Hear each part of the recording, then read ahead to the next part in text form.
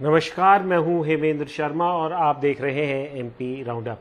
Supreme court of India ने bulldozer justice के खिलाफ दायर एक याचिका पर टिप्पणी की है कि ऐसे किसी भी व्यक्ति का मकान नहीं तोड़ा जा सकता जो किसी क्रिमिनल केस में एक्यूज्ड हो।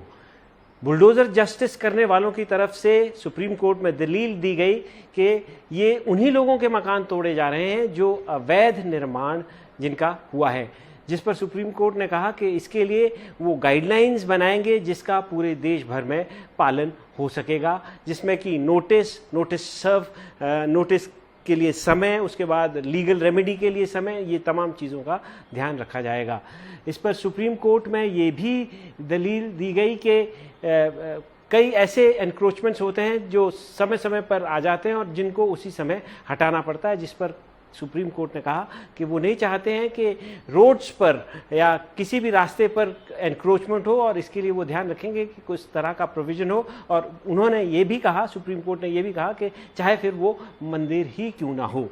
तो अब हम आपको बता दें कि जो हाल फिलहाल में बुलडोज़र जस्टिस का मामला मध्य प्रदेश में हुआ है, वो हाजी छतरपुर में कांग्रेस पार्टी के लीडर के खिलाफ हुआ है। वो तथाकथित तौर पर एक मॉब को लीड कर रहे थे, जिस मॉब ने पुलिस स्टेशन के ऊपर पथराव किया। हाजी साजिद अली जो है, शहजाद अली जो है, कांग्रेस पार्टी के नेता भी हैं और उनके ऊपर आरोप था कि उन्होंने पथराव करने वाले मॉब को लीड किया था। वो मॉब जो है वहाँ पर प्रॉफिट मोहम्मद के खिलाफ एक अभद्र टिप्पणी के खिलाफ एक महाराष्ट्र के नासिक के संत के खिलाफ एफआईआर रजिस्टर करने की मांग कर रहे थे। अब चूंकि सुप्रीम कोर्ट ने कह दिया है कि इस तरह का बुलडोज़र जस्टिस नहीं किया जा सकता महज इसलिए क्योंकि वो किसी मामले में क्रिमिनल एक्यूज हो। हाजी शहजाद अली भी उस केस में एक्यूज सरकार ने उनको बनाया था। मुख्यमंत्री ने ट्वीट करके कहा था कि पुलिस को उन्होंने हिदायत दी है कि सख्त से सख्त कार्रवाई की जाए और सीएम की हिदायत के बाद पुलिस ने और प्रशासन ने शहजाद अली और उनके भाइयों की महलनुमा हवेली को निस्तनाबूद किया। न केवल महलनुमा हवेली को तोड़ा बल्कि उसके अंदर जो 4 पहिया वाहन थे उनको भी क्रेन के साथ क्रश किया। तो अब चूंकि सुप्रीम कोर्ट ने इस तरह की टिप्पणी दे दी है तो सवाल यही है कि जो हाजी शहजाद अली के घर पर जो एक्शन हुआ था वो कितना जायज़ था। यदि वो गलत था तो उनका हर्जाना कौन भरेगा? क्या डिस्प्रपोर्शनेट फोर्स यूज़ किया गया या जो जिस तरीके की सज़ा दी गई वो जो अपराध था उससे कहीं अधिक अनुपात में दिया गया? ये तमाम सवाल हैं और इन पर बात करने के लिए हमारे साथ इस समय मौजूद हैं senior journalist mister Arun Dikshit. Sir, आपका बहुत बहुत स्वागत है। धन्यवाद हेमंत जी।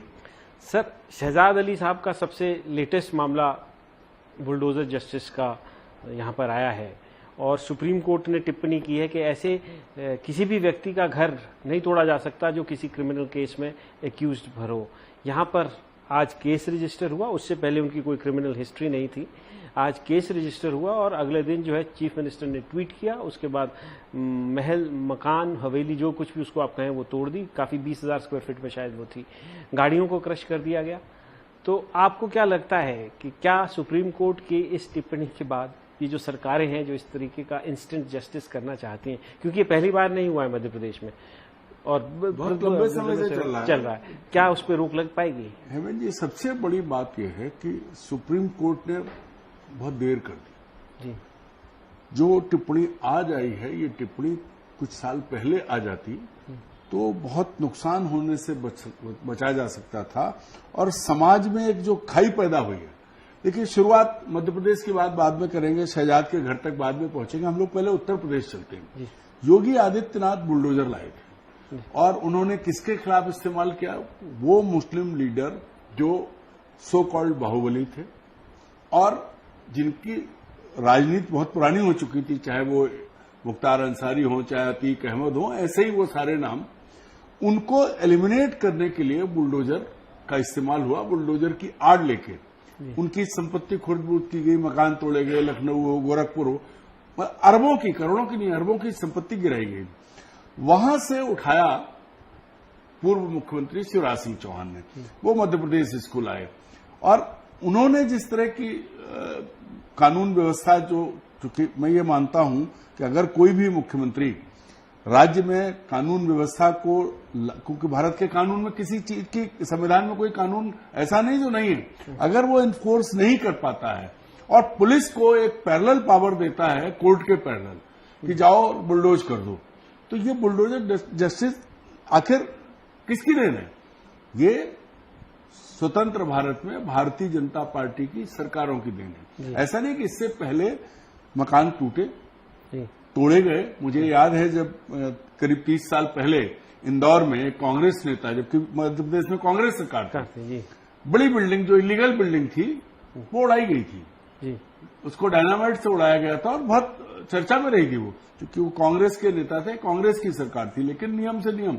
जैसे यहाँ भोपाल में भी एक अखबार मालिक का मॉल तोड़ा गया था, वो भी, लेकिन नोटिस जारी किया गया, process due process of law, और सबने देखा था। लेकिन यहाँ क्या हुआ? आज मुकदमा दर्ज हुआ ऐसे किसी और मामले में। देखिए हेमंत जी, जो कुछ हुआ है, मैं ये कहता हूं कि एक इंदौर का वाकया था, एक अल्पसंख्यक जो बड़ा आदमी था, उससे डिमांड की गई और वो पूरी नहीं कर पाया, तो सुप्रीम कोर्ट का ऑर्डर होने के बाद भी उसकी करोड़ों की दुकानें ढा दी गई।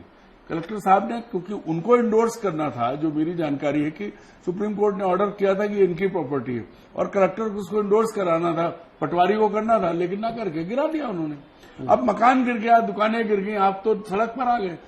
ठीक ऐसे ही आप याद करिए जो हुआ था उज्जैन में पिछले साल, कि कुछ बच्चों ने पानी डाल दिया है और एक घर तोड़ दिया, बच्चे अरेस्ट किए गए थे। हालांकि पुलिस ने उनको नाबालिग को बालिग बना के, और मेरी जानकारी है कि वो 1.25 साल 1.5 साल जेल में रहे, और जिसके बिहाफ पर ये कंप्लेंट की गई थी उसने कहा नहीं मैंने तो देखा ही नहीं।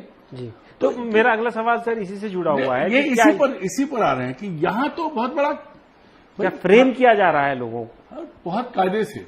शहजाद का घर, मेरा सवाल यह है कि शहजाद अभी बहुत दिन से चला कि उसको डिफेम करने की कोशिश की गई कि उसने इतने साल पहले कबाड़ी का काम करता था। मैं पूछता हूं, सरकार की एजेंसियां क्या अंधी हो गई थी कि बहरी हो गई थी?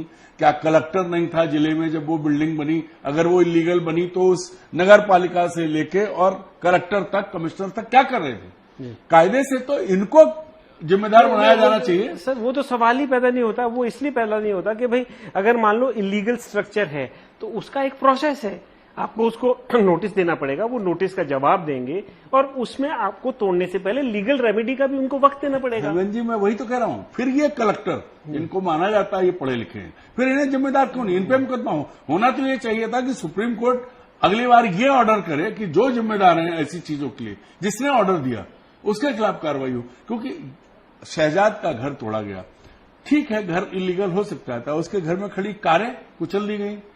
नहीं बट सर यहाँ पे तो ये साफ है कि मध्य प्रदेश के मुख्यमंत्री के कहने पर कार्रवाई हुई है। यही सवाल है ना, फिर मुख्यमंत्री के खिलाफ कार्रवाई हो, क्योंकि उसका सामान अंदर है। अब यही चीज होती है कि अगर आप वहां होता है, अब आप मुख्यमंत्री एक तरफ ये ऑर्डर करते हैं, दूसरी तरफ एक भिंड की घटना है, वहां कलेक्टर का ऑडियो आया और कलेक्टर आज तक उसका खंडन नहीं कर पाए।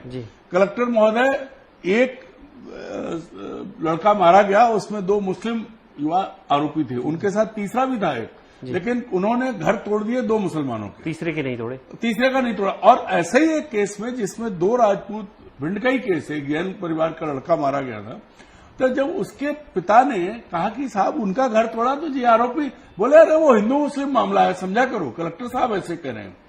तो ये जब इस तरह कलेक्टर काम करेंगे पार्टी बनके, कहा मुख्यमंत्री ने है, कलेक्टर को अपॉइंट मुख्यमंत्री ने आईएएस नहीं बनाया, उसका अपना भी विवेक होता है। क्या कलेक्टरों को इतनी अक्ल नहीं बची है कि सर पोस्टिंग चाहिए? तो फिर तो इस सिस्टम का भगवान ही मालिक है। मुझे नहीं लगता कि सुप्रीम कोर्ट के ऑर्डर के बाद भी ये कलेक्टर चेतेंगे, क्योंकि एक चीज नहीं हुई है, ये कलेक्टर, ये सरकारें, भाजपा के नेता तो बच जाएंगे क्योंकि उनके कहीं दस्तखत नहीं है। मुख्यमंत्री ने कह दिया, मुख्यमंत्री ने तो अब ये भी कहा है कि श्री राम और श्री कृष्ण जो नहीं कहेगा वो नहीं रहेगा। तो अब देखते हैं, क्योंकि निकालने का काम तो पुलिस करेगी या देश की सेना करेगी, तो आगे कौन आता है? अब क्या कई बार है जो शिवराज सिंह चौहान ने किया था, मैं बताता हूं आपको, ऐसे जगह बुलडोजर कि एक लड़का अपने ननिहाल में आया हुआ था, वो कुछ लोगों के साथ किसी मारपीट में इन्वॉल्व हुआ। आप याद होगा कि एक गले में पट्टा डाल के, और वो मजे की बात थी, लेकिन वो जो वहां खड़ा था उसके नाना का घर तोड़ दिया, 75 साल का बूढ़ा आदमी रो रहा है वो। और आप याद करिए, जबलपुर की एक घटना थी, एक लड़की को भाजपा से जुड़े एक युवा नेता ने गोली मार दी, दफ्तर के अंदर। आज तक कुछ नहीं हुआ, वो अरेस्ट हुआ, लेकिन उसकी बिल्डिंग तो सर तब नहीं तोड़ी गई, जबकि और कहीं बलात्कार या कुछ हुआ और उसमें अभी पिछले दिनों देखिए कि वो गाय का मांस मिला था तो 15 घर तोड़ दिए। तो सवाल यह है कि गाय कटने से पहले आपको वो घर नहीं दिखे थे, या आपने बुलडोजर जस्टिस शुरू किया है तो फिर सारे कानून के जितने दरवाजे हैं सब बंद कर दो, सिर्फ बुलडोजर चलेगा। अच्छा, लेकिन सर इससे एक बात तो साफ है, जैसे आपने बताया जबलपुर का केस, जहां पे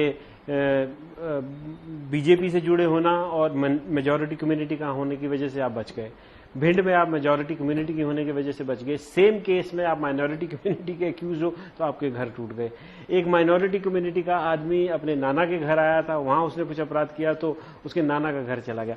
तो ये तमाम केसेस से दिख ये रहा है, ऐसा लग रहा है कि बुलडोजर जस्टिस जो है काम कहीं कहीं अगर हो, इक्का दुक्का केस अगर हो कोई तो हो, लेकिन मेजॉरिटी केसेस में माइनॉरिटीज को टारगेट के लिए किया जाता है। यही हुआ है, और जो कहीं 2-4 जगह ऐसा नहीं है, हुआ है, नॉन मुस्लिम्स के खिलाफ भी हुआ है, तो वहां क्या था, वहां वो विरोधी दल का था, ऐसा बीजेपी का नहीं था, एंटी बीजेपी था। जहां बहुसंख्यक और बीजेपी से जुड़े लोग हैं वहां कहीं बुलडोजर नहीं गया है। आप भोपाल में देख लीजिए, ऐसी आज इमारतें गिरा दें इस सरकार के लोग चाहें तो ये इलीगल खड़ी हैं जी। मंत्रियों ने सड़क पर सरकारी जमीन पे कब्जे किए हुए हैं और हो रहे हैं, सरकार करा रही है, बुलडोजर वहीं खड़ा होता है लेकिन नहीं चलता है। दरअसल क्या है कि बुलडोजर जस्टिस की आड़ में दहशत फैलाने का काम भारतीय जनता पार्टी की सरकारों ने किया है।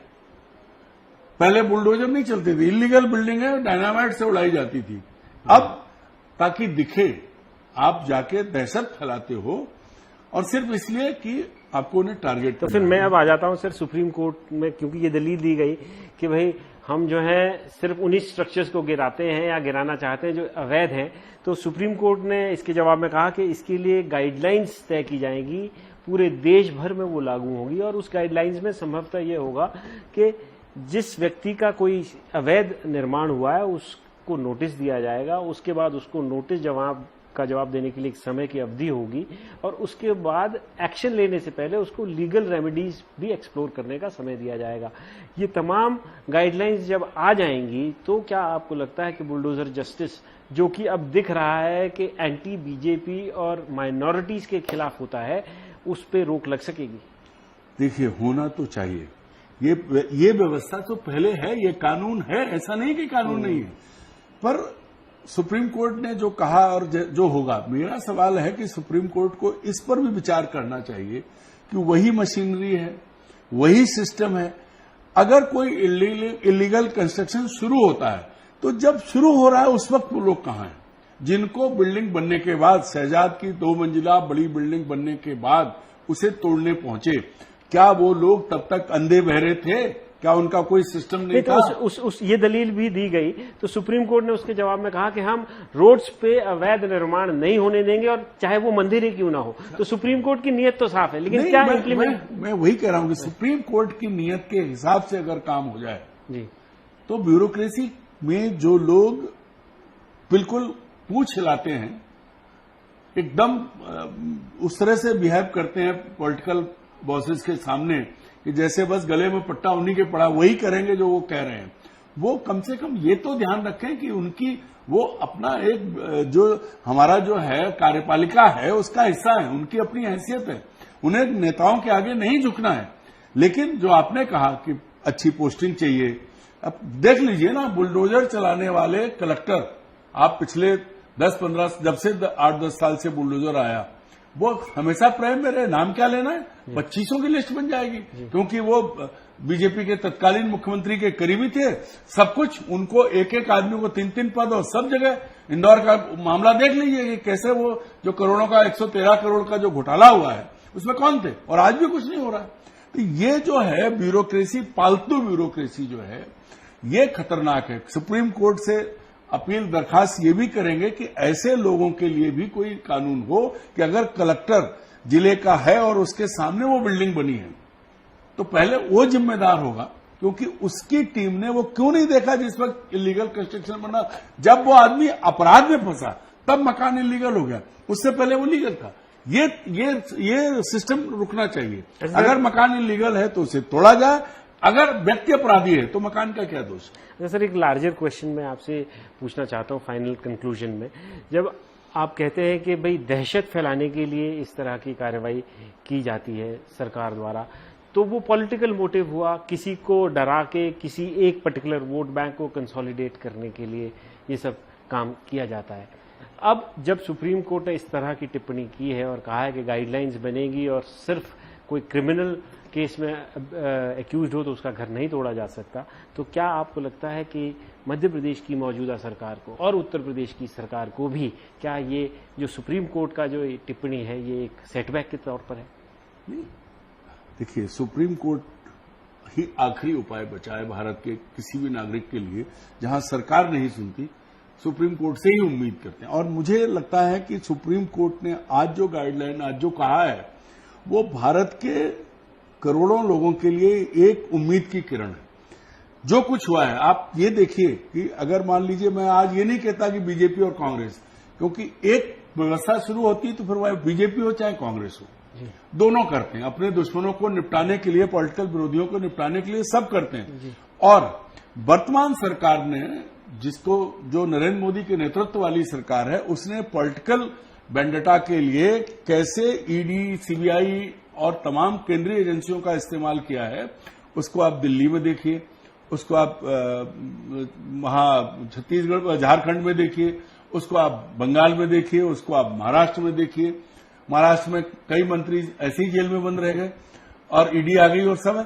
तो अब सुप्रीम कोर्ट ने उस पर भी संज्ञान लिया है, जो पिछली जमानतें दी हैं और एजेंसियों के बारे में टिप्पणी की है।